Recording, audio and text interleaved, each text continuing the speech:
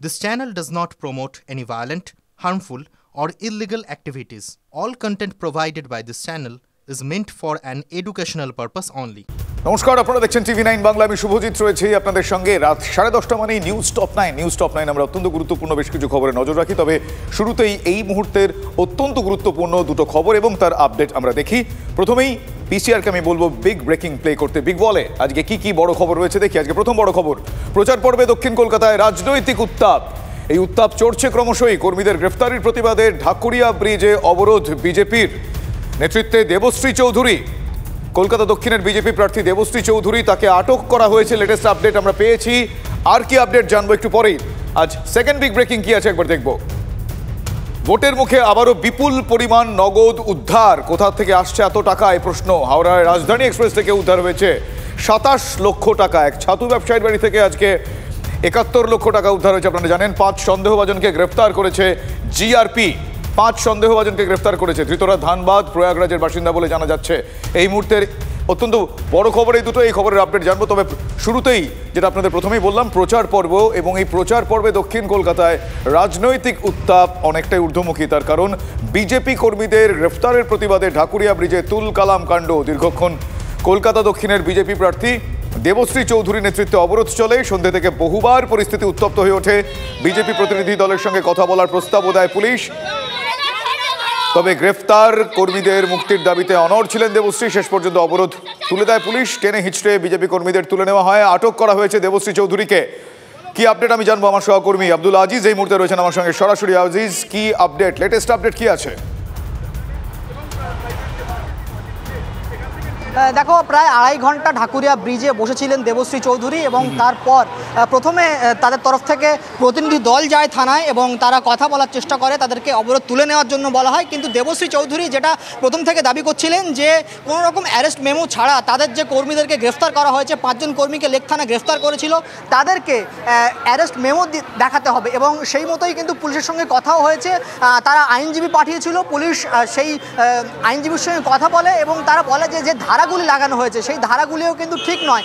দেবশ্রী চৌধুরী বলছেন যে ধারাগুলি দেওয়া হয়েছে সেই ধারাগুলিকে লঘু করতে হবে এবং অ্যারেস্ট মেমো দেখাতে হবে প্রপারলি, এবং সেই মতোই আইনজীবীর সঙ্গে কথাও হয়েছে এবং পুলিশের তরফ থেকে অ্যারেস্ট মেমো দেখানো হবে বলেছিল। পাশাপাশি যে ধারাগুলি দেওয়া হয়েছে সেই ধারা আরও লঘু করে দেওয়া হবে এবং আগামীকাল সকালে তাদেরকে সেখান থেকে বেল দেওয়া হবে, এমনটাই কিন্তু কথা হচ্ছিল। কিন্তু তার মাঝেই আমরা দেখলাম যে পুলিশের তরফ থেকে দেবশ্রী চৌধুরী, যিনি প্রায় 2.5 ঘন্টা ধরে ঢাকুরিয়া ব্রিজে বসেছিলেন, অবরোধে ছিলেন, তাকে টেনে হিচড়ে একেবারে প্রিজন ভ্যানে তোলা হলো এবং যেমনটা জানা যাচ্ছে তাকে আটক করা হয়েছে, লালবাজারে নিয়ে যাওয়া হয়েছে এবং পাশাপাশি যাদেরকে আটক করে রাখা হয়েছিল তারাও কিন্তু সেখানেই রয়েছেন। সব মিলিয়ে যে দীর্ঘক্ষণের যে আন্দোলন, যে লড়াই চলছিল, তা কিন্তু বলা যায় যে এক প্রকার তাকেও কিন্তু শেষমেশ পুলিশের প্রিজন ভ্যানে উঠতে হলো এবং 2.5 ঘন্টা ধরে এই যাদবপুর। একেবারে ধন্যবাদ আজিজ, ধন্যবাদ। কথা বলছিলাম।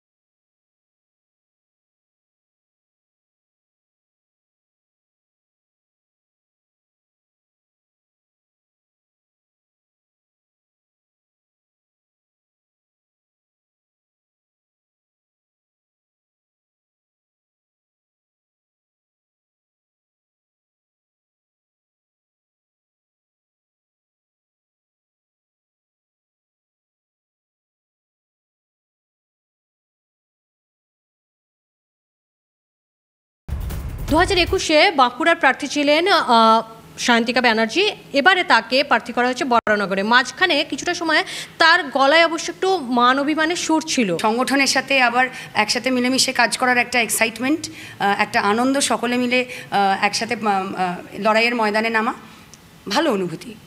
অ্যাট দ্য সেম টাইম আমি যে হেরে গিয়েছিলাম সেটা আমার একটা নিজের কাছে চ্যালেঞ্জ ছিল। তো আমি এক্সপেক্ট করছিলাম যে আমি আবার সেই সিটটা জিতে দলের কাছে ফিরিয়ে দেবো। তো সেই চান্সটা আমি পাইনি বলে আমার দুঃখ লেগেছিল, মিথ্যে কথা বলবো না। হ্যাঁ, এখন আমাকে দল নতুন করে একটা দায়িত্ব দিয়েছে এবং আমি কৃতজ্ঞ দলের কাছে যে তারা আমাকে বরানগরের মতো একটা প্রেস্টিজিয়াস সিটে তারা আমাকে প্রার্থী করেছেন। একটা সান্ত্বনা পুরস্কার মনে হচ্ছে নাকি? সাংসদ পদ পেতে হয়তো টিকিট পেলে আমি যদি জিতে আসতাম তাহলে আমি সাংসদ, আমি দিল্লি যেতে পারতাম, সংসদে আমি তুলে ধরতে পারতাম বাংলাকে, কিন্তু এখানে বিধায়ক হিসেবে থাকতে হবে যদি জিতে। লড়াইটা তো মমতা বন্দ্যোপাধ্যায়ের সমস্ত উন্নয়ন মাথায় নিয়ে সামনে নিয়ে মানুষের কাছে তুলে ধরা, এখনও সেটা করছি। লড়াই সেটা লোকসভার জন্য হোক কি বিধানসভার জন্য হোক। কিন্তু অনেকেই এই বরানগরে কোনো নায়িকা বা কোনো শিল্প বিনোদন জগৎ থেকে আসুক এটা চায়নি। লড়াইটা কেমন হবে? আমার মনে হয় যে সেটা তাদের ব্যক্তিগত মতামত, তারা প্রকাশ করেছেন। দল যখন সিদ্ধান্ত নিয়েছে, আমি জানি, এটা আমার বিশ্বাস যে তৃণমূল কর্মীরা সকলে মিলে একটাই তাদের লক্ষ্য হবে, তৃণমূল কংগ্রেসের প্রার্থীকে জেতানো, এবং আমি নিশ্চিত যে আমাদের জয় হবেই। আপনার এগেনস্টে যিনি রয়েছেন বিরোধী দল বলতে গেলে বিজেপি স্ট্রং, সজল ঘোষ, তাকে কিভাবে প্রতিপক্ষ হিসেবে দেখছেন আপনি? একটা হেলদি কম্পিটিশন হোক, আমরা রাজনৈতিক একটা লড়াই হোক আমাদের, এবং তারা তাদের দলের যা আদর্শ সেটা নিয়ে তারা এগোবেন। আমি আমাদের দল নেত্রী, আমাদের যে আদর্শ উন্নয়ন সেটা নিয়ে এগোবো। বরানগরের ব্যাপারে কতটা আশাবাদী? আমি জানি যে আমি জিতবো, এবং দলের এই সিটটা যেভাবে দলের কাছে সুন্দরভাবে ছিল সেটা আমি দলের হাতে আবার তুলে দেবো। সায়ন্তিকা বন্দ্যোপাধ্যায় বলছেন তিনি কিন্তু জিতবেন, অর্থাৎ তৃণমূলের গড় তৃণমূলেই থাকবে। ক্যামেরায় বিনোদের সাথে দীক্ষা, TV9 বাংলা, কলকাতা। সায়ন্তিকা হোক, অ্যাকুয়াটিকা হোক, আমাদের কোনো আপত্তি। আমাদের লড়াই কোনো অভিনেত্রীর বিরুদ্ধে নয়, আমাদের লড়াই দলনেত্রীর বিরুদ্ধে। রাজনৈতিক যুদ্ধ যেন রাজনীতিতে সীমাবদ্ধ থাকে, যেন রক্তক্ষয়ী যুদ্ধে পরিণত না হয়, দয়া করে সেদিকে নজর দেবেন। দয়া করে গুড় দিয়ে রুটি আর চিনি দিয়ে চা ফু দিয়ে খা, এই জাতীয় কথা বলবেন না। এটা আমাদের সংস্কৃতির সঙ্গে খুব একটা যায় না, সিনেমায় চলতে পারে। ভগবানগোলার প্রার্থী রেয়াত হোসেন সরকার ভগবানগোলার 1 নম্বর ব্লকের সভাপতি এবং মুর্শিদাবাদের জেলা পরিষদের কর্মাধ্যক্ষ। শোনাবো তার বক্তব্য। আমি দলের কাছে কৃতজ্ঞতা জানাই আমাদের সেনাপতি অভিষেক ব্যানার্জি, আমাদের দলের সুপ্রিমো মমতা ব্যানার্জিকে, যে ওনারা আমার উপর আস্থা রেখেছেন এবং যে গুরুদায়িত্ব দিয়েছেন, সেই গুরুদায়িত্ব আমি একদম সবাইকে নিয়ে মাঠে নেমে পড়বো এবং সবাইকে নিয়ে আমরা এই ভোট প্রচারে পার হবো, ভোট প্রচারে আমরা নেমে পড়বো। ভোট প্রচারে তৃণমূলের বিরুদ্ধে অপমানজনক কার্টুনের ব্যবহারের অভিযোগ। তৃণমূলের সোশ্যাল মিডিয়ায় পোস্ট অপমানজনক, আক্রমণ বিজেপি নেতাদের। বিজেপির কটাক্ষ, এই ধরনের কার্টুন মুখ্যমন্ত্রীর রাজনৈতিক উচ্চতার সঙ্গে সুবিচার করা হচ্ছে না। আর এই বিতর্কের মধ্যেই নির্বাচন কমিশনে ধাক্কা খেলেন ইউসুফ পাঠান। তার বিশ্বকাপের ছবি ব্যবহারে নিষেধাজ্ঞা দিয়েছে কমিশন। লোকসভা ভোটের প্রচারে শাসক বিরোধী তুমুল আকচাকচি, ব্যক্তিগত আক্রমণ, কমিশনে নালিশ, পাল্টা অভিযোগ। এই আবহে এবার ভোট প্রচারে অপমানজনক কার্টুনের ব্যবহারের অভিযোগ। বিতর্কের শুরু তৃণমূলের এক্স হ্যান্ডেল এই কার্টুন পোস্ট ঘিরে। তৃণমূলের বিরুদ্ধে তেরে ফুরে আশ্রয় নামে বিজেপি। গেরুয়া শিবিরে একের পর এক নেতা এই পোস্ট করেছেন তাদের সোশ্যাল মিডিয়ায়। বিজেপি নেতাদের অভিযোগ একটাই, এটা তাদের চরম অপমান। এ নিয়ে এক্স মাধ্যমে অভিযোগের পাহাড় সুকান্ত মজুমদার থেকে দলের আইটি সেলের প্রধান অমিত মালব্য। যারা এই ধরনের পোস্ট করছেন তারা শুধুমাত্র দেশের প্রধানমন্ত্রী, স্বরাষ্ট্রমন্ত্রী বা পুরো রাজনৈতিক ব্যবস্থাকে অপমান করছেন তা নয়, সারা ভারতবর্ষের সামনে পশ্চিমবঙ্গের ভাবমূর্তিকে কলুষিত করে দিচ্ছেন। কার্টুন নিয়ে বিজেপি নেতাদের পরপর তীরের মুখে তৃণমূল অবশ্য রঙ্গরসিকতার যুক্তি দিচ্ছে। মমতা বন্দ্যোপাধ্যায়কে নিয়ে যখন হাজার রকম কার্টুন হয়, মমতা বন্দ্যোপাধ্যায়ের অসুস্থতা নিয়ে যখন বিকৃত সব প্রচার হয়, তখন এসব সৌজন্যবোধ কোথায় থাকে? এরা কি মাঝে মাঝে জেগে ওঠে? আরে একটা কার্টুনেই হিলে গেল, তো আসল ধাক্কায় যাবে কোথায়? কার্টুন বিতর্কের মধ্যে এবার ইউসুফ পাঠানের বিশ্বকাপ ছবি ব্যবহারে নিষেধাজ্ঞা জারি করল নির্বাচন কমিশন। বহরমপুরের তৃণমূল প্রার্থী ইউসুফ ভোট পাচারে তার বিশ্বকাপ জয়ের মুহূর্ত এবং ভারতীয় দলের প্রাক্তন ক্রিকেটার সচিন তেন্ডুলকরের সঙ্গে ছবি ফ্লেক্সে ব্যবহার করেন। বিধিভঙ্গের অভিযোগে সরব বিরোধীরা। মুর্শিদাবাদে জেলা শাসকের কাছে রিপোর্ট তলব কমিশনে। এবার কমিশন জানিয়ে দিল এই ধরনের ছবি ব্যবহার করা যাবে না। Bureau report, TV9 Bangla. Vote যত এগোচ্ছে ততই কি কেন্দ্রীয় এজেন্সির হাতে দলীয় নেতাদের গ্রেফতারের আশঙ্কা তীব্র হচ্ছে তৃণমূল কংগ্রেসে? কুণাল ঘোষের ইঙ্গিত তেমনই। কুণাল দাবি করছেন যে বিজেপি নেতাদের দেওয়া তালিকা অনুযায়ী তৃণমূল নেতাদের বাড়িতে অভিযানে যাচ্ছে NIA। শুভেন্দু অধিকারী পাল্টা কটাক্ষ ছুড়েছেন। তিনি কি বলছেন? তিনি বলছেন দোষ না করলে কেন ভয় তৃণমূলের। আর এই আবহে ভোটের বাংলায় এজেন্সির তৎপরতা নিয়ে জাতীয় নির্বাচন কমিশনের নালিশ তৃণমূল কংগ্রেসের।